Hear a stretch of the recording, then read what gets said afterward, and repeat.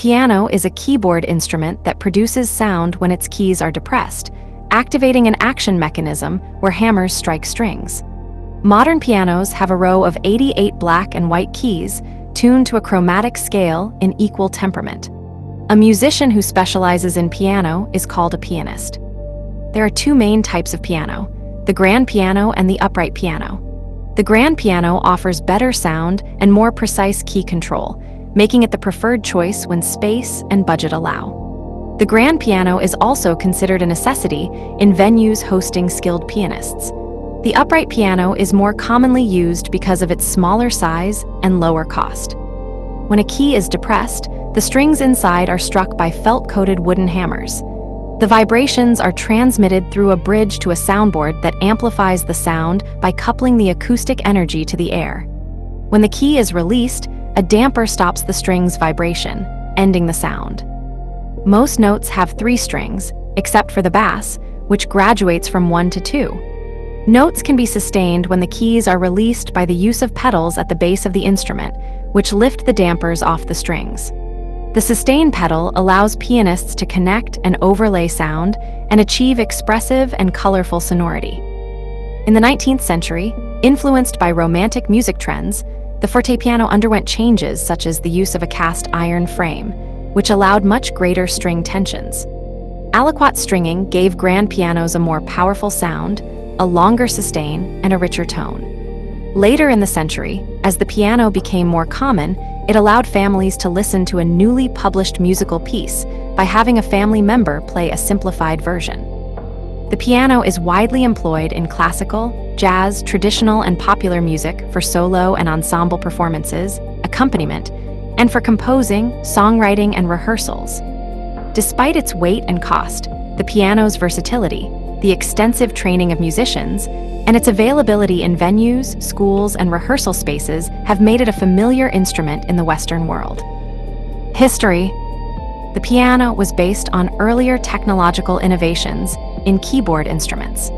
The earliest known keyboard instrument was the ancient Greek hydraules, a type of pipe organ invented in the 3rd century BC. Pipe organs had been used since antiquity, and as such the development of pipe organs enabled instrument builders to learn about creating keyboard mechanisms for sounding pitches.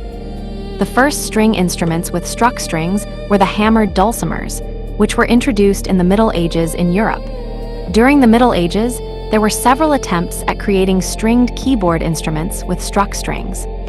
By the 17th century, the mechanisms of keyboard instruments, such as the clavichord and the harpsichord, were well developed. In a clavichord, the strings are struck by tangents, while in a harpsichord, they are mechanically plucked by quills when the performer depresses the key. Centuries of work on the mechanism of the harpsichord in particular had shown instrument builders the most effective ways to construct the case, soundboard, bridge, and mechanical action for a keyboard intended to sound strings. The English word piano is a shortened form of the Italian pianoforte, derived from gravesymbolo call piano e forte, harpsichord with soft and loud. Variations in volume, loudness, are produced in response to the pianist's touch, pressure on the keys. The greater the pressure, the greater the force of the hammer hitting the strings, and the louder the sound produced, and the stronger the attack. Invented in 1700, the fortepiano was the second keyboard instrument, in addition to the clavichord which predates it, to allow gradations of volume and tone according to how forcefully or softly the player presses or strikes the keys, unlike the pipe organ and harpsichord. Invention. The 1726 Cristofori piano in the Musikinstrument Museum in Leipzig. The invention of the piano is credited to Bartolomeo Cristofori of Padua, Italy, who was employed by Ferdinando de' Medici, Grand Prince of Tuscany, as the keeper of the instruments.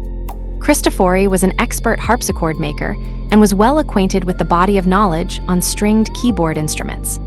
This knowledge of keyboard mechanisms and actions helped him to develop the first pianos.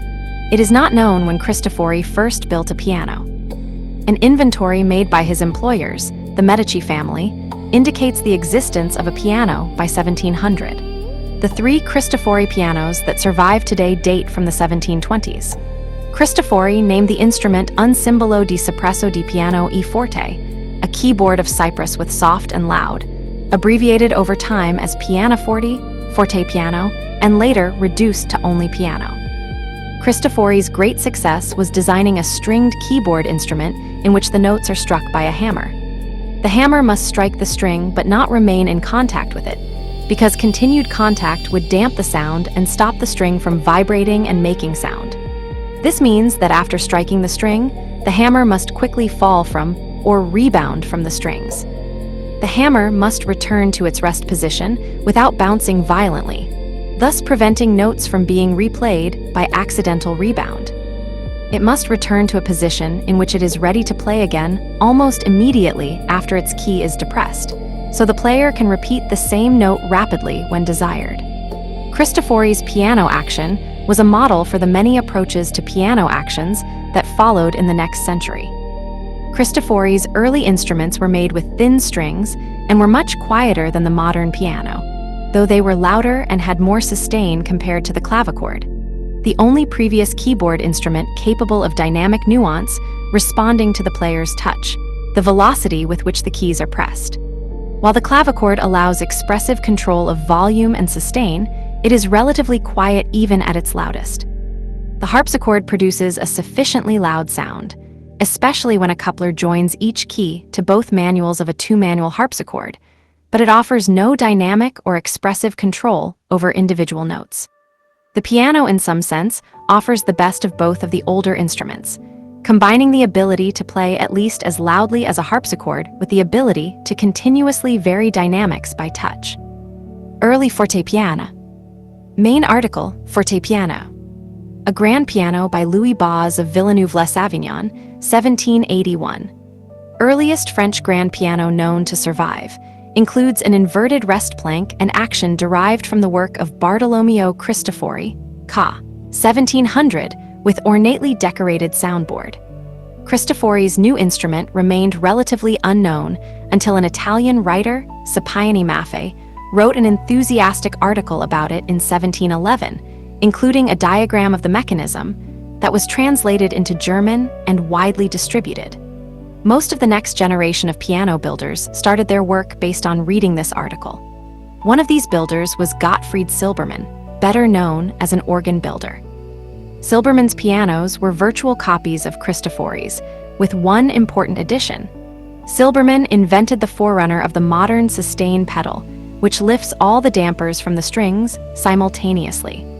This innovation allows the pianist to sustain the notes that they have depressed even after their fingers are no longer pressing down the keys. As such, by holding a chord with the sustain pedal, pianists can relocate their hands to a different register of the keyboard in preparation for a subsequent section. Silbermann showed Johann Sebastian Bach one of his early instruments in the 1730s, but Bach did not like the instrument at that time, saying that the higher notes were too soft to allow a full dynamic range. Although this earned him some animosity from Silbermann, the criticism was apparently heated. Bach did approve of a later instrument he saw in 1747 and even served as an agent in selling Silbermann's pianos. Instrument, piano et forte genant, a reference to the instrument's ability to play soft and loud, was an expression that Bach used to help sell the instrument when he was acting as Silbermann's agent in 1749. Piano making flourished during the late 18th century in the Viennese school, which included Johann Andreas Stein, who worked in Augsburg, Germany, and the Viennese makers Nanette Streicher, daughter of Stein and Anton Walter. Viennese-style pianos were built with wood frames, 2 strings per note, and leather-covered hammers. Some of these Viennese pianos had the opposite coloring of modern-day pianos. The natural keys were black and the accidental keys white.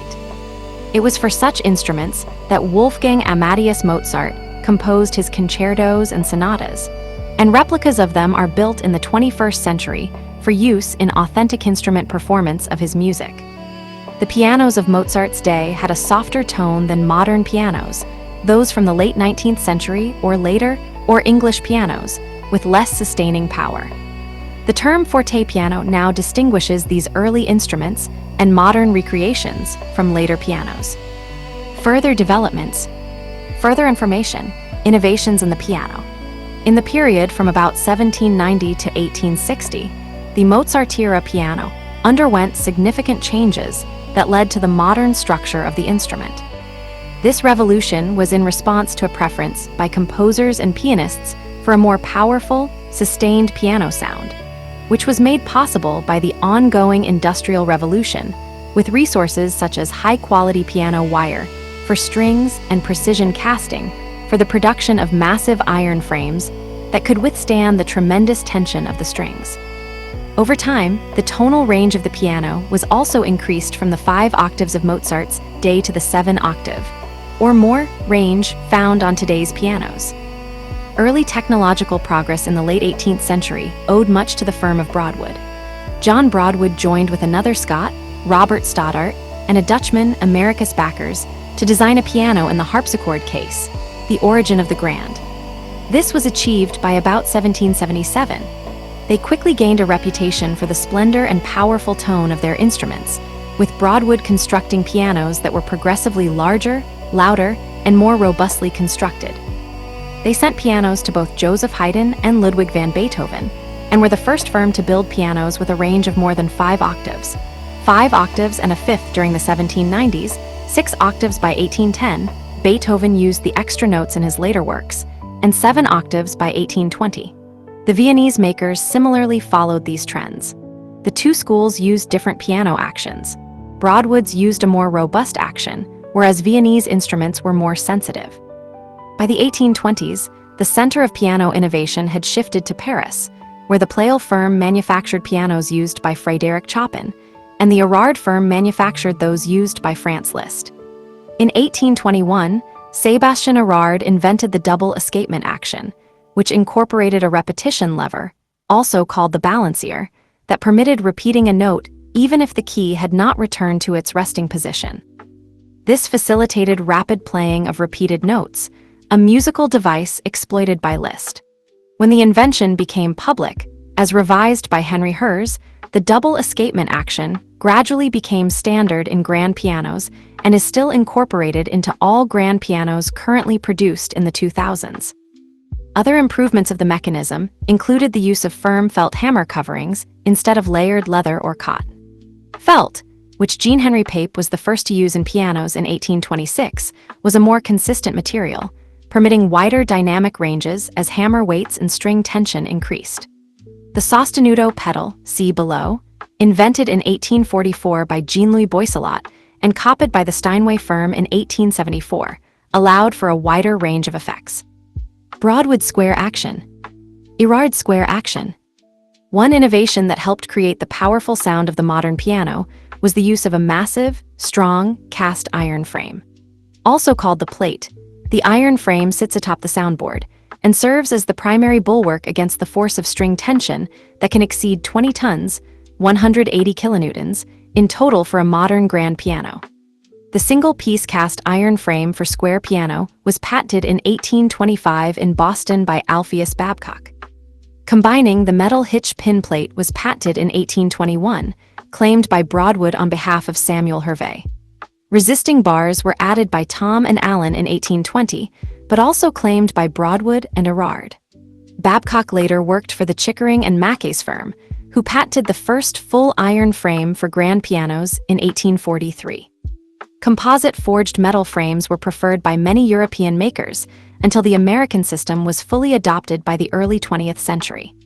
The increased structural integrity of the iron frame allowed the use of thicker, tenser, and more numerous strings.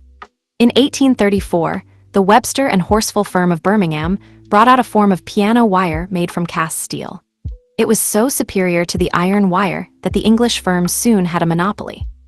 A better steel wire was developed in 1840 by the Viennese firm Martin Miller, and a period of innovation and intense competition ensued, with rival brands of piano wire being tested against one another at international competitions, leading ultimately to the modern form of piano wire. Several important advances included changes to the way the piano was strung. There is 1 string for each note in the bass, 2 for each note in the tenor, and 3 for each note in the treble. The use of a capo-dastro bar instead of agrafes in the uppermost treble allowed the hammers to strike the strings in their optimal position, greatly increasing that area's power. The implementation of overstringing. also called cross-stringing, in which the strings are placed in two separate planes, each with its own bridge height, allowed greater length to the bass strings, and optimized the transition from unwound tenor strings to the iron or copper-wound bass strings. Overstringing was invented by Pape during the 1820s and first patented for use in grand pianos in the United States by Henry Steinway Jr. in 1859. Duplex scaling of an 1883 Steinway Model A. From lower left to upper right. Main sounding length of strings, treble bridge, duplex string length, duplex bar, nickel-plated bar parallel to bridge, hitchbins, plate strut with bearing bolt, plate hole. Some piano makers added variations to enhance the tone of each note, such as Pascal Taskin, 1788, Collard and Collard, 1821, and Julius Bluthner, who developed aliquot stringing in 1893. These systems were used to strengthen the tone of the highest register of notes on the piano, which up until this time were viewed as being too weak-sounding. Each used more distinctly ringing, undamped vibrations of sympathetically vibrating strings to add to the tone, except the Bluthner aliquot stringing, which uses an additional fourth string in the upper two treble sections. While the hitchbins of these separately suspended aliquot strings are raised slightly above the level of the usual triquire strings, they are not struck by the hammers, but rather are damped by attachments of the usual dampers. Eager to copy these effects, Theodore Steinway invented duplex scaling, which used short lengths of non-speaking wire bridged by the aliquot throughout much of the upper range of the piano, always in locations that caused them to vibrate sympathetically in conformity with their respective overtones, typically in doubled octaves and twelfths. Variations in shape and design. Some early pianos had shapes and designs that are no longer in use. The square piano, not truly square, but rectangular, was cross-strung at an extremely acute angle above the hammers, with the keyboard set along the long side. This design is attributed to Christian Ernst Friedrichshain, a pupil of Gottfried Silbermann, in Germany and Johannes Zump in England, and it was improved by changes first introduced by Guillaume Lebrecht Petzold in France and Alpheus Babcock in the United States. Square pianos were built in great numbers until the 1840s in Europe and the 1890s in the United States, and saw the most visible change of any type of piano. The iron-framed, overstrung squares manufactured by Steinway & Sons were more than 2.5 times the size of Zump's wood-framed instruments from a century before. Their overwhelming popularity was the result of inexpensive construction and price, although their tone and performance were limited by narrow soundboards, simple actions, and string spacing that made proper hammer alignment difficult. The mechanism and strings in upright pianos are perpendicular to the keys. The cover for the strings is removed for this photo. The tall, vertically strung upright grand was arranged like a grand set on end, with the soundboard and bridges above the keys and tuning pins below them. Giraffe pianos, pyramid pianos, and lyre pianos were arranged in a somewhat similar fashion, using evocatively shaped cases. The very tall cabinet piano was introduced about 1805 and was built until the 1840s. It had strings arranged vertically on a continuous frame with bridges extended nearly to the floor, behind the keyboard, and very large sticker action. The short cottage upright or pianino with vertical stringing, made popular by Robert Warnham around 1815, was built into the 20th century. They are informally called birdcage pianos because of their prominent damper mechanism. The oblique upright, popularized in France by Roller and Blanchet during the late 1820s, was diagonally strung throughout its compass. The tiny spinet upright was manufactured from the mid-1930s until recent times. The low position of the hammers required the use of a drop action to preserve a reasonable keyboard height. Modern upright and grand pianos attained their present 2000-era forms by the end of the 19th century. While improvements have been made in manufacturing processes, and many individual details of the instrument continue to receive attention, and a small number of acoustic pianos in the 2010s are produced with MIDI recording and digital sound module triggering capabilities, the 19th century was the era of the most dramatic innovations and modifications of the instrument. Types. Modern pianos have two basic configurations, the grand piano and the upright piano, with various styles of each. There are also specialized and novelty pianos, electric pianos based on electromechanical designs, electronic pianos that synthesize piano-like tones using oscillators, and digital pianos using digital samples of acoustic piano sounds. Grand piano redirects here. For other uses, see grand piano disambiguation. A Steinway & Sons Model D274 concert grand piano. In a grand piano, the frame and strings are horizontal, with the strings extending away from the keyboard. The action lies beneath the strings and uses gravity as its means of return to a state of rest. Grand pianos range in length from approximately 1.5 to 3 m, 4 ft11 in 9 ft10 in. Some of the lengths have been given more or less customary names, which vary from time to time and place to place, but might include Baby Grand, around 1.5 m, 4 ft11 in.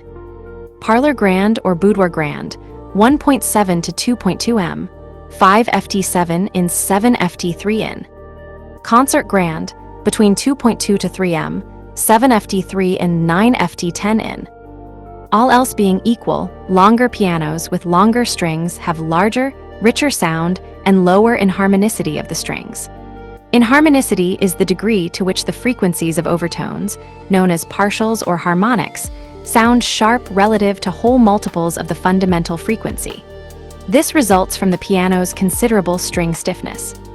As a struck string decays, its harmonics vibrate from a point very slightly from its termination toward the center, or more flexible part of the string.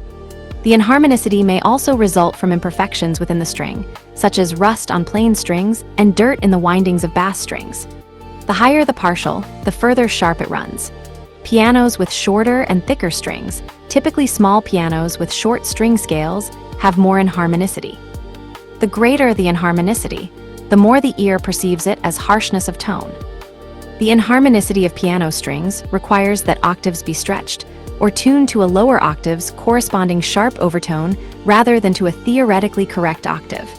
If octaves are not stretched, single octaves sound in tune, but double, and notably triple, octaves are unacceptably narrow.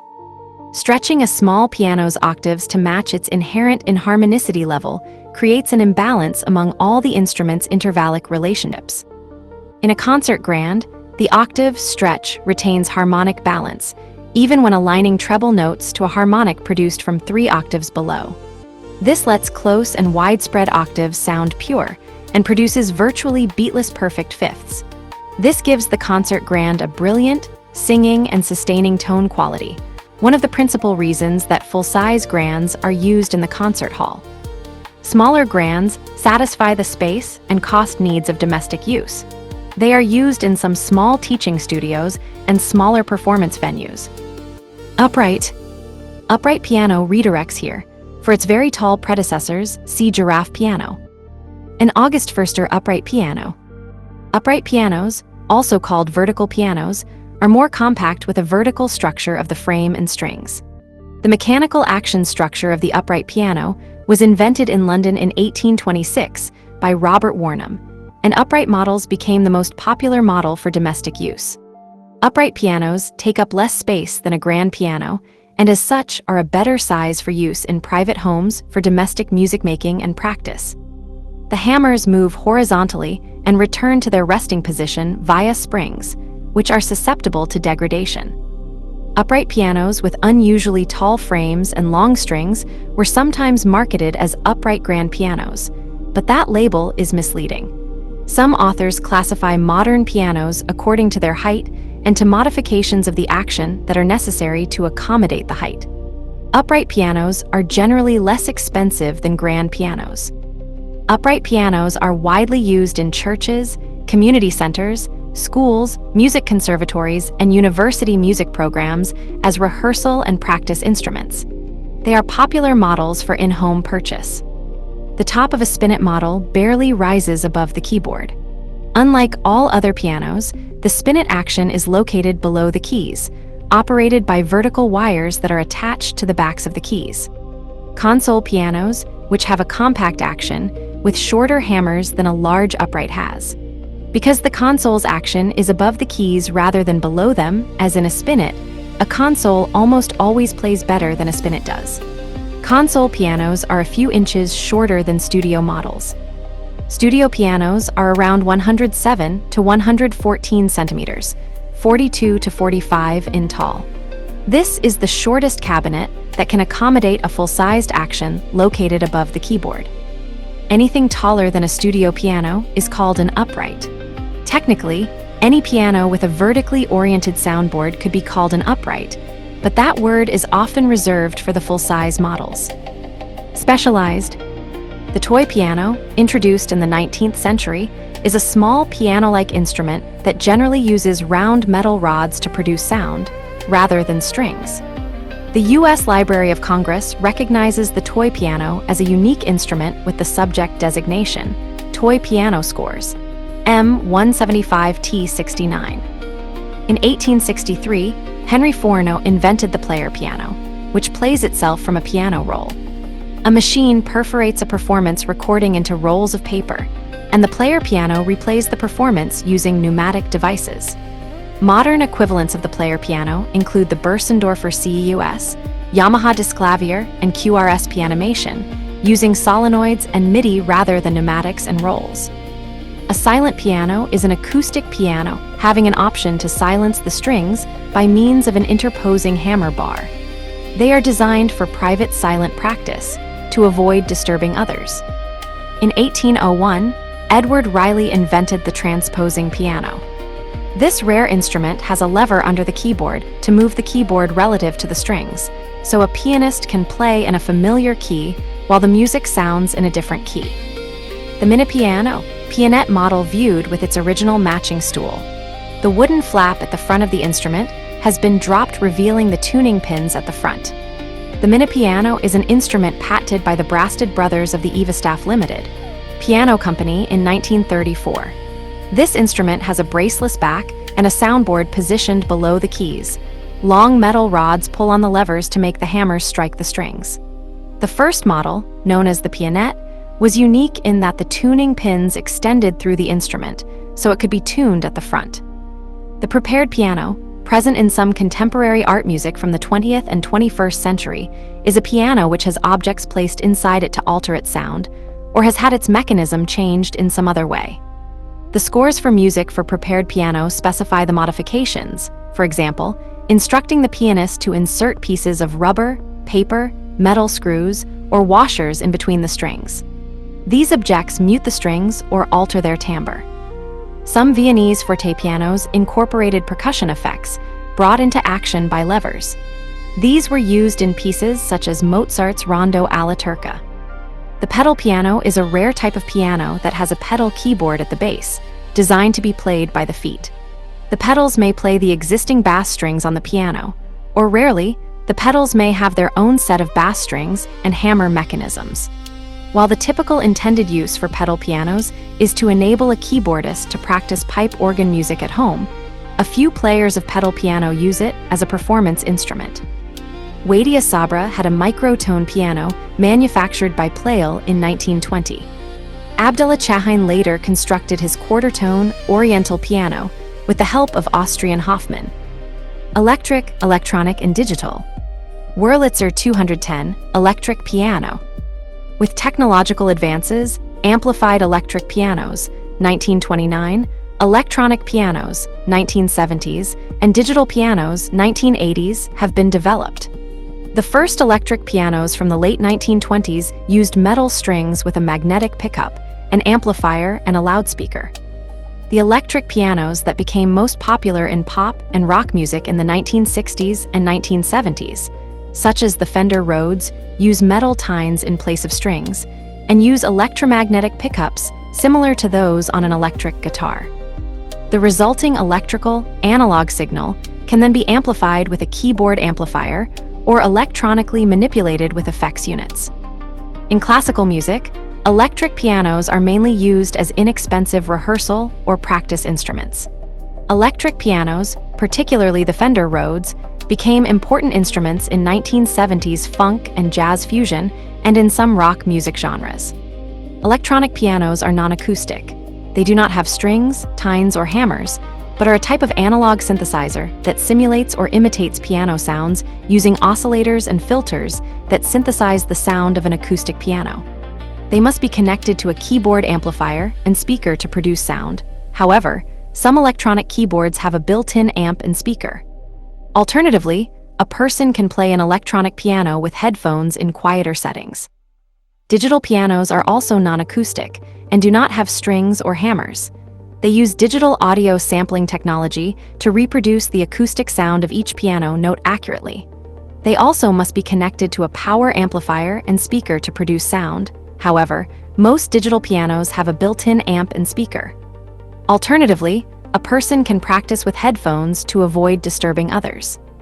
Digital pianos can include sustained pedals, weighted or semi-weighted keys, multiple voice options, e.g., sampled or synthesized imitations of electric piano, Hammond organ, violin, etc., and MIDI interfaces.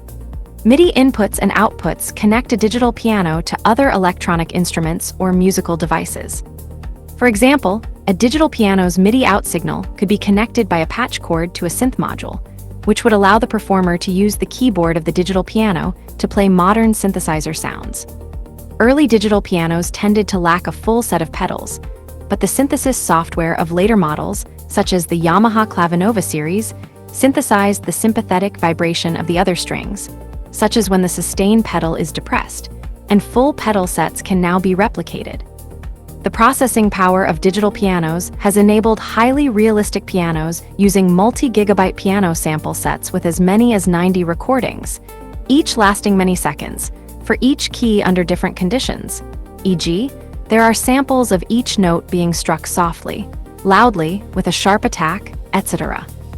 Additional samples emulate sympathetic resonance of the strings when the sustain pedal is depressed, key release, the drop of the dampers, and simulations of techniques such as repedaling.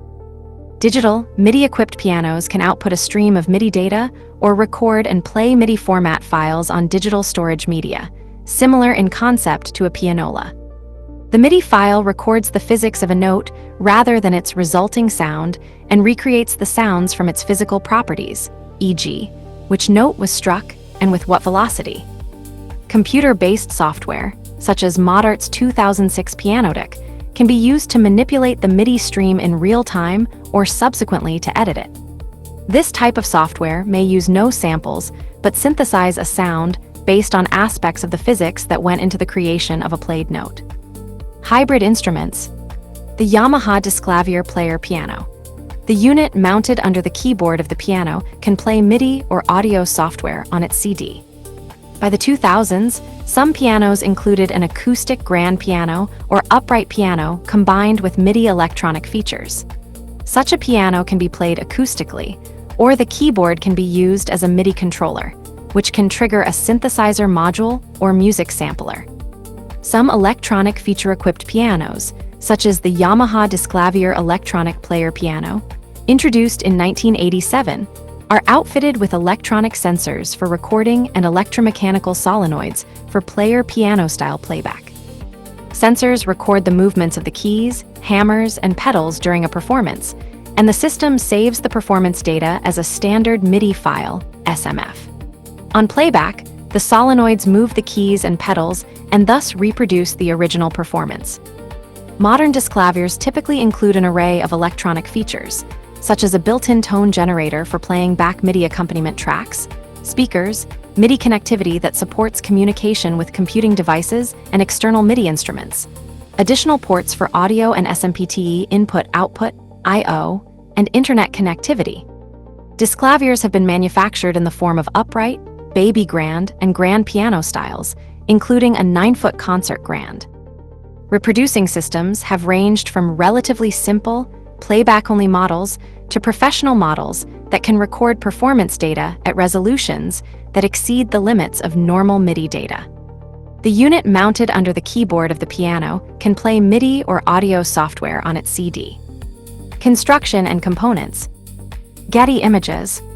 1 frame 2 lid front part 3 capo bar 4 damper 5 lid back part 6 damper mechanism 7 sostenuto rail 8 pedal mechanism rods 9 10 11 pedals right sustain damper middle sostenuto left soft/unicorda. 12 bridge, 13 hitch pin, 14 frame, 15 soundboard, 16 string. Pianos can have over 12,000 individual parts, supporting 6 functional features: keyboard, action, including hammers, hammer shanks, and whippins, dampers and their underlevers, bridges, soundboard, and strings. Many parts of a piano are made of materials selected for strength and longevity. This is especially true of the outer rim, which is most commonly made of hardwood, typically hard maple or beech, and its massiveness serves as an essentially immobile object from which the flexible soundboard can best vibrate. According to Harold A. Conklin, the purpose of a sturdy rim is so that the vibrational energy will stay as much as possible in the soundboard instead of dissipating uselessly in the case parts, which are inefficient radiators of sound. Hardwood rims are commonly made by laminating thin, hence flexible, strips of hardwood, bending them to the desired shape immediately after the application of glue. The bent plywood system was developed by C.F. Theodore Steinway in 1880 to reduce manufacturing time and costs. Previously, the rim was constructed from several pieces of solid wood, joined and veneered, and European makers used this method well into the 20th century. A modern exception, Bersendorfer, an Austrian manufacturer of high-quality pianos, constructs their inner rims from solid spruce, the same wood that the soundboard is made from, which is notched to allow it to bend. Rather than isolating the rim from vibration, their resonance case principle allows the framework to resonate more freely with the soundboard, creating additional coloration and complexity of the overall sound. The thick wooden posts on the underside grands or back uprights of the piano stabilize the rim structure and are made of softwood for stability. The requirement of structural strength, fulfilled by stout hardwood and thick metal, makes a piano heavy. Even a small upright can weigh 136 kilograms, 300 pounds. The Steinway Concert Grand Model D weighs 480 kilograms, 1,060 pounds. The largest piano available on the general market, the Fazioli F3-8, weighs 570 kilograms, 1,260 pounds. The pin block, which holds the tuning pins in place, is another area where toughness is important. It is made of hardwood, typically hard maple or beech, and is laminated for strength, stability, and longevity. Piano strings, also called piano wire, which must endure years of extreme tension and hard blows, are made of high carbon steel. They are manufactured to vary as little as possible in diameter, since all deviations from uniformity introduce tonal distortion. The bass strings of a piano are made of a steel core wrapped with 1 or 2 layers of copper wire. Iron and aluminum have also been used to increase their mass whilst retaining flexibility. If all strings throughout the piano's compass were individual monochords, the massive bass strings would overpower the upper ranges. Makers compensate for this with the use of double strings, bichords, in the tenor and triple strings, trichords, throughout the treble. A cast iron plate of a grand piano. The plate, harp, or metal frame of a piano is usually made of cast iron. A massive plate is advantageous. Since the strings vibrate from the plate at both ends, an insufficiently massive plate would absorb too much of the vibrational energy that should go through the bridge to the soundboard. While some manufacturers use cast steel in their plates, most prefer cast iron. Cast iron is easy to cast and machine, has flexibility sufficient for piano use, is much more resistant to deformation than steel, and is especially tolerant of compression. Plate casting is an art, since dimensions are crucial and the iron shrinks about 1% during cooling. Including an extremely large piece of metal in a piano is potentially an aesthetic handicap. Piano makers overcome this by polishing, painting, and decorating the plate. Plates often include the manufacturer's ornamental medallion.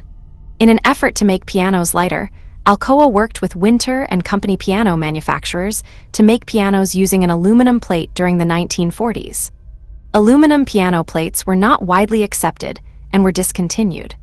Prior to this, a piano made almost entirely of aluminum was placed aboard the airship Hindenburg. The numerous parts of a piano action are generally made from hardwood, such as maple, beech, or hornbeam. Since World War II, makers have also incorporated plastics. Early plastics used in some pianos in the late 1940s and 1950s proved problematic when they lost strength after a few decades of use.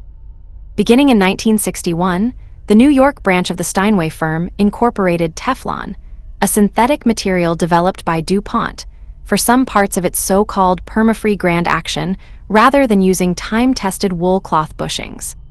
They abandoned the experiment in 1982 due to both excessive friction causing sluggishness and looseness resulting in clicking. The tolerances required of a hard substance in which a pin must freely rotate proved problematic, and because Teflon is humidity stable, despite swelling and shrinking of the wood adjacent to the Teflon, at certain times of the year, bushings would no longer be firmly captured in their housing. More recently, the Kawai firm built pianos with action parts made of carbon fiber reinforced plastic. The piano parts manufacturer Wessel, Nickel & Gross has launched a new line of carefully engineered composite parts. Thus far, these parts have performed reasonably, but it will take decades to know if they equal the longevity of wood. Strings of a grand piano. In all but the lowest quality pianos, the soundboard is made of spruce boards glued together along the side grain. Spruce's high ratio of strength to weight minimizes acoustic impedance, while offering strength sufficient to withstand the downward force of the strings. The best piano makers use quarter-sawn, defect-free spruce of close annular grain, carefully seasoning it over a long period before fabricating the soundboards. This is the same material that is used in quality acoustic guitar soundboards. Low-cost pianos often have plywood soundboards. The design of the piano hammers requires having the hammer felt be soft enough so that it will not create loud, very high harmonics that a hard hammer will cause. The hammer must be lightweight enough to move swiftly when a key is pressed. Yet at the same time, it must be strong enough so that it can hit strings hard when the player strikes the keys forcefully for fortissimo playing or sforzando accents. Keyboard. Further information: musical keyboard. Shutterstock. Keyboard of a grand piano. In the early years of piano construction, keys were commonly made from sugar pine. In the 2010s, they are usually made of spruce or basswood. Spruce is typically used in high-quality pianos. Black keys were traditionally made of ebony, and the white keys were covered with strips of ivory. Since ivory-yielding species are now endangered and protected by treaty, or are illegal in some countries, makers use plastics almost exclusively. Also, ivory tends to chip more easily than plastic. Legal ivory can still be obtained in limited quantities. Yamaha developed a plastic called ivorite intended to mimic the look and feel of ivory, with manufacturers doing the same. Most modern pianos have 52 white keys and 36 black keys, for a total of 88 keys, 7 octaves plus a minor third, from A0 to C8. Some older pianos only have 85 keys, 7 octaves from A0 to A7. Some piano manufacturers have extended the range further in one or both directions. For example, the Imperial Bersendorfer has 9 extra keys at the bass end, giving a total of 97 keys and an 8-octave range. These extra keys are sometimes hidden under a small hinged lid that can cover the keys to prevent visual disorientation for pianists unfamiliar with the extra keys, or the colors of the extra white keys are reversed, black instead of white. More recently, Australian manufacturer Stewart & Sons created a piano with 108 keys, going from C0 to B8, covering 9 full octaves. The extra keys are the same as the other keys in appearance. The extra keys are added primarily for increased resonance from the associated strings. They vibrate sympathetically with other strings whenever the damper pedal is depressed and thus give a fuller tone. Only a very small number of works composed for piano actually use these notes. Toy piano company Skonehut manufactures grands and uprights with only 44 or 49 keys and a shorter distance between the keyboard and the pedals. These are true pianos with working mechanisms and strings. Emanuel Moore Pianoforte. A rare variant of the piano called the Emanuel Moore Pianoforte has double keyboards, one lying above the other. It was invented by Hungarian composer and pianist Emanuel Moore. The lower keyboard has the usual 88 keys, whilst the upper keyboard has 76 keys. When the upper keyboard is played, an internal mechanism pulls down the corresponding key on the lower keyboard, but an octave higher. This lets a pianist reach 2 octaves with one hand, impossible on a conventional piano. Due to its double keyboard musical works that were originally created for double manual harpsichord, such as the Goldberg variations by Bach, become much easier to play, since playing on a conventional single keyboard piano involves complex and hand-tangling cross-hand movements. The design features a special fourth pedal that couples the lower and upper keyboard, so when playing on the lower keyboard, the note 1 octave higher also plays. Only about 60 Emanuel Moore pianofortes were made, mostly by Bersendorfer. Other piano manufacturers, such as Bechstein, Chickering, and Steinway & Sons, also manufactured a few. Pianos have been built with alternative keyboard systems, for example, the Janko keyboard. Pedals. Main article, piano pedals. Piano pedals from left to right, unicorda, sostenuto, and sustain pedal. Pianos have had pedals or some equivalent since the earliest days. In the 18th century, some pianos used levers pressed upward by the player's knee instead of pedals. Most grand pianos in the US have 3 pedals: the soft pedal, unicorda, sostenuto, and sustain pedal, from left to right, respectively. In Europe, the standard is 2 pedals, the soft pedal and the sustain pedal. Most modern upright pianos have 3 pedals: soft pedal, practice pedal, and sustain pedal. Older or cheaper models may lack the practice pedal. In Europe, the standard for upright pianos is 2 pedals, the soft and the sustain pedals. The sustain pedal, or damper pedal, is often simply called the pedal, since it is the most frequently used. It is the rightmost pedal in the group. It lifts the dampers from all strings, sustaining all played notes.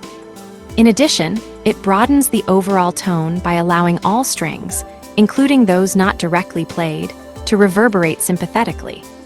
Sympathetic vibration of strings is strongest among notes that are harmonically related to the sounded pitches.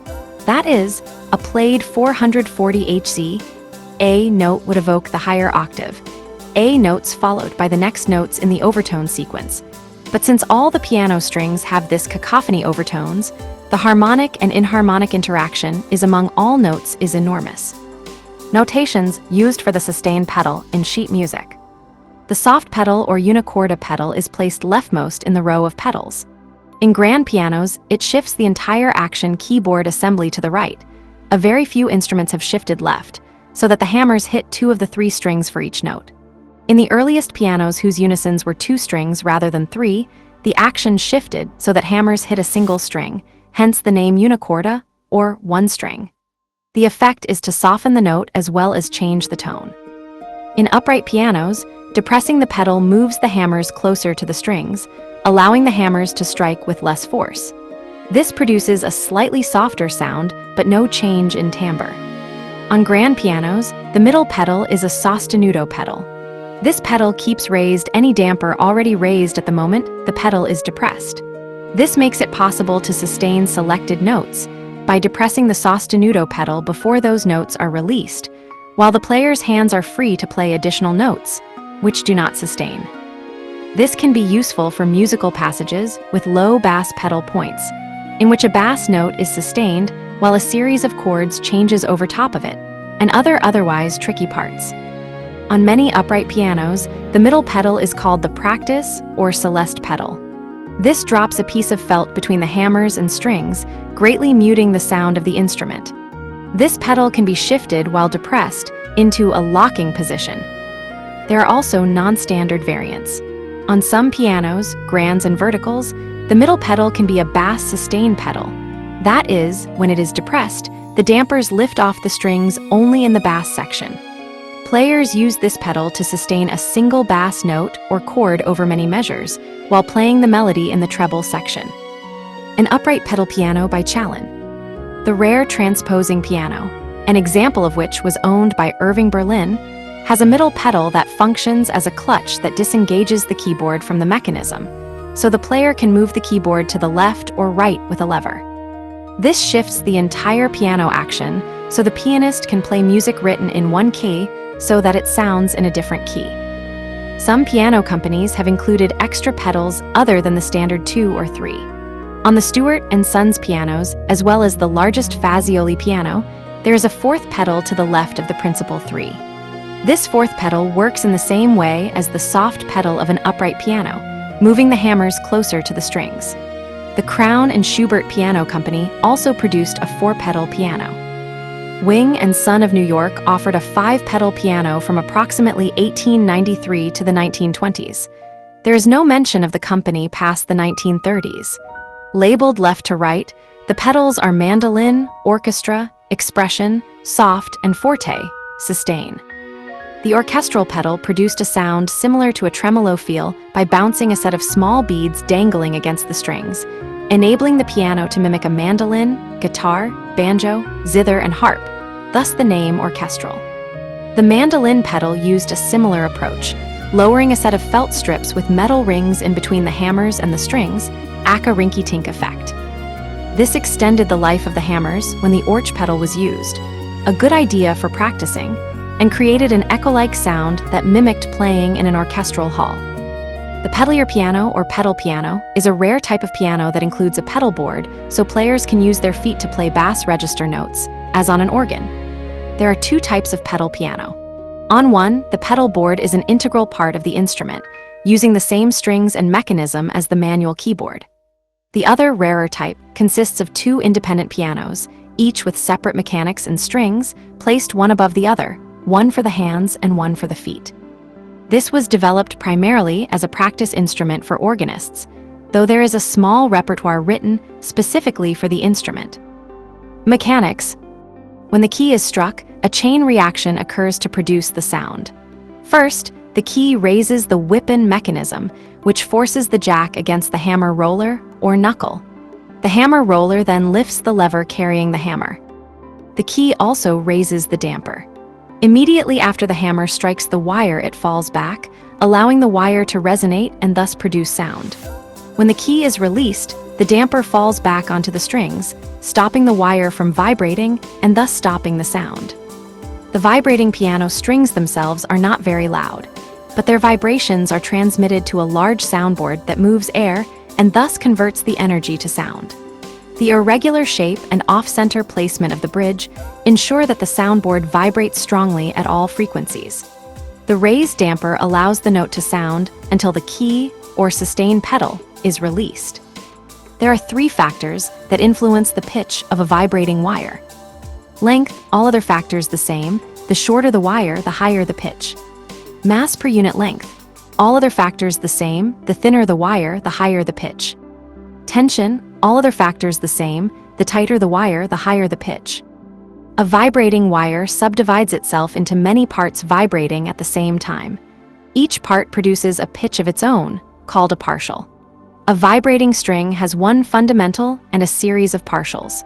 The purest combination of 2 pitches is when one is double the frequency of the other. For a repeating wave, the velocity v equals the wavelength lambda times the frequency f. V equals lambda f. On the piano string, waves reflect from both ends. The superposition of reflecting waves results in a standing wave pattern, but only for wavelengths lambda equals 2L, L, 2L3, L2, equals 2Ln, where L is the length of the string. Therefore, the only frequencies produced on a single string are F equals NV/2L. Timbre is largely determined by the content of these harmonics. Different instruments have different harmonic content for the same pitch. A real string vibrates at harmonics that are not perfect multiples of the fundamental. This results in a little inharmonicity, which gives richness to the tone but causes significant tuning challenges throughout the compass of the instrument. Striking the piano key with greater velocity increases the amplitude of the waves and therefore the volume. From pianissimo, PP, to fortissimo, FF, the hammer velocity changes by almost a factor of 100. The hammer contact time with the string shortens from 4 milliseconds at PP to less than 2 ms at FF. If 2 wires adjusted to the same pitch are struck at the same time, the sound produced by one reinforces the other, and a louder combined sound of shorter duration is produced. If one wire vibrates out of synchronization with the other, they subtract from each other and produce a softer tone of longer duration. Maintenance. Main article, piano maintenance. Tuning, further information, piano key frequencies. A piano tuner. Pianos are heavy and powerful, yet delicate instruments. Over the years, professional piano movers have developed special techniques for transporting both grands and uprights, which prevent damage to the case and to the piano's mechanical elements. Pianos need regular tuning to keep them on correct pitch. The hammers of pianos are voiced to compensate for gradual hardening of the felt, and other parts also need periodic regulation. Pianos need regular maintenance to ensure the felt, hammers, and key mechanisms are functioning properly. Aged and worn pianos can be rebuilt or reconditioned by piano rebuilders. Strings eventually must be replaced. Often, by replacing a great number of their parts and adjusting them, old instruments can perform as well as new pianos. Piano tuning involves adjusting the tensions of the piano's strings with a specialized wrench, thereby aligning the intervals among their tones so that the instrument is in tune. While guitar and violin players tune their own instruments, pianists usually hire a piano tuner, a specialized technician, to tune their pianos. The piano tuner uses special tools. The meaning of the term in tune in the context of piano tuning is not simply a particular fixed set of pitches. Fine piano tuning carefully assesses the interaction among all notes of the chromatic scale, different for every piano, and requires slightly different pitches from any theoretical standard. Pianos are usually tuned to a modified version of the system called equal temperament. In all systems of tuning, each pitch is derived from its relationship to a chosen fixed pitch, usually the internationally recognized standard concert pitch of A4, the A above middle 100. The term A440 refers to a widely accepted frequency of this pitch, 440 Hz. The relationship between two pitches, called an interval, is the ratio of their absolute frequencies. Two different intervals are perceived as the same when the pairs of pitches involved share the same frequency ratio. The easiest intervals to identify and the easiest intervals to tune are those that are just, meaning they have a simple whole number ratio. The term temperament refers to a tuning system that tempers the just intervals, usually the perfect fifth, which has the ratio 3:2 to satisfy another mathematical property. In equal temperament, a fifth is tempered by narrowing it slightly, achieved by flattening its upper pitch slightly or raising its lower pitch slightly. A temperament system is also known as a set of bearings. Tempering an interval causes it to beat, which is a fluctuation in perceived sound intensity due to interference between close but unequal pitches. The rate of beating is equal to the frequency differences of any harmonics that are present for both pitches and that coincide or nearly coincide. Piano tuners have to use their ear to stretch the tuning of a piano to make it sound in tune. This involves tuning the highest pitched strings slightly higher and the lowest pitched strings slightly lower than what a mathematical frequency table, in which octaves are derived by doubling the frequency, would suggest. Playing and technique. Further information, piano history and musical performance. A prog piano player. As with any other musical instrument, the piano may be played from written music, by ear, or through improvisation. While some folk and blues pianists were self-taught in classical and jazz, there are well-established piano teaching systems and institutions, including pre-college graded examinations, university, college, and music conservatory diplomas and degrees, ranging from the B.Mus and M.Mus to the Doctor of Musical Arts in Piano. Piano technique evolved during the transition from harpsichord and clavichord to fortepiano playing and continued through the development of the modern piano. Changes in musical styles and audience preferences over the 19th and 20th century, as well as the emergence of virtuoso performers, contributed to this evolution and to the growth of distinct approaches or schools of piano playing. Although technique is often viewed as only the physical execution of a musical idea, many pedagogues and performers stress the interrelatedness of the physical and mental or emotional aspects of piano playing. Well-known approaches to piano technique include those by Dorothy Taubman, Edna Galinsky, Fred Karpoff, Charles Louis Hannon, and Otto Ortmann. Performance styles.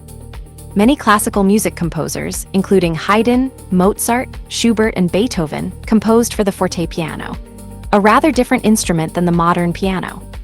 Even composers of the Romantic movement, like Franz Liszt, Frédéric Chopin, Clara and Robert Schumann, Fanny and Felix Mendelssohn, and Johannes Brahms, wrote for pianos substantially different from 2010-era modern pianos.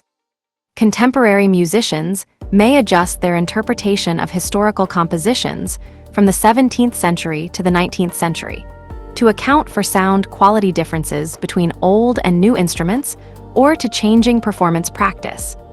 A birthday party honoring French pianist Maurice Ravel in 1928. From left to right, conductor Oscar Freyd, singer Ava Gauthier, Ravel at piano, composer-conductor Manolete Tedesco, and composer George Gershwin. Starting in Beethoven's later career, the fortepiano evolved into an instrument more like the modern piano. Modern pianos were in wide use by the late 19th century. They featured an octave range larger than the earlier fortepiano instrument, adding around 30 more keys to the instrument, which extended the deep bass range and the high treble range. Factory mass production of upright pianos made them more affordable for a larger number of middle-class people. They appeared in music halls and pubs during the 19th century, providing entertainment through a piano soloist or in combination with a small dance band. Just as harpsichordists had accompanied singers or dancers performing on stage or playing for dances, pianists took up this role in the late 18th and following centuries. During the 19th century, American musicians playing for working-class audiences in small pubs and bars, particularly African-American composers, developed new musical genres based on the modern piano. Ragtime music, popularized by composers such as Scott Joplin, reached a broader audience by 1900. The popularity of ragtime music was quickly succeeded by jazz piano. New techniques and rhythms were invented for the piano, including ostinato for boogie-woogie and shearing voicing. George Gershwin's Rhapsody in Blue broke new musical ground by combining American jazz piano with symphonic sounds. Comping, a technique for accompanying jazz vocalists on piano, was exemplified by Duke Ellington's technique. Honky-tonk music, featuring yet another style of piano rhythm, became popular during the same era. Bebop techniques grew out of jazz, with leading composer pianists such as Thelonious Monk and Bud Powell. In the late 20th century, Bill Evans composed pieces combining classical techniques with his jazz experimentation. In the 1970s, Herbie Hancock was one of the first jazz composer pianists to find mainstream popularity working with newer urban music techniques such as jazz funk and jazz rock. A Yamaha grand piano. Pianos have also been used prominently in rock and roll and rock music by performers such as Jerry Lee Lewis, Little Richard, Keith Emerson, Laken Palmer, Elton John, Ben Folds, Billy Joel, Nicky Hopkins, Rick Wakeman, Freddie Mercury, and Tori Amos. At a 2023 auction in Sotheby's in London, Mercury's Yamaha Baby Grand Piano, which he used to compose Bohemian Rhapsody, among other Queen songs, sold for £1.7 million, $2.1 million, which Sotheby's state is a record for a composer's piano. Modernist styles of music have also appealed to composers writing for the modern grand piano, including John Cage and Philip Glass. Traditional Burmese-style main article, Sandhya. Introduced to Burma during the mid-19th century, the piano was quickly indigenized by court musicians and uses a novel technique of interlocked fingering with both hands extending a single melodic line, allowed for a agogic embellishment. Fleeting grace notes in syncopated spirals around a steady underlying beat found in the bell and clapper timekeepers. Adapted to play Mahajita compositions. Many Burmese pianists, e.g., Sandhyar Hla Htut and Sandhyar Chit Swi, adopt a title from the word for piano, Sandhya, Burmese. Myanmar letter 1005, Myanmar letter 1014, Myanmar letter 1012, Myanmar letter 101B, Myanmar letter 102C, Myanmar letter 1038. Role. See also, Social history of the piano. The piano was the centerpiece of social life in the 19th century upper-middle-class home, Moritz von Schwind, 1868. The man at the piano is composer Franz Schubert, 1797 to 1828. The piano is a crucial instrument in many Western musical genres. Pianos are used in soloing or melodic roles and as accompaniment instruments. Pianos can be played alone, with a voice or other instrument, in small groups, bands, and chamber music ensembles, and large ensembles, big band, or orchestra. A large number of composers and songwriters are proficient pianists, because the piano keyboard offers an effective means of experimenting with complex melodic and harmonic interplay of chords, and trying out multiple, independent melody lines that are played at the same time. Pianos are used by composers doing film and television scoring, as the large range permits composers to try out melodies and bass lines, even if the music will be orchestrated for other instruments. Bandleaders and choir conductors often learn the piano, as it is an excellent instrument for learning new pieces and songs to lead in performance. Many conductors are trained in piano because it allows them to play parts of the symphonies they are conducting, using a piano reduction or doing a reduction from the full score, so that they can develop their interpretation. The piano is an essential tool in music education in elementary and secondary schools, and universities and colleges. Most music classrooms and many practice rooms have a piano. Pianos are used to help teach music theory, music history, and music appreciation classes, and even non-pianist music professors or instructors may have a piano in their office.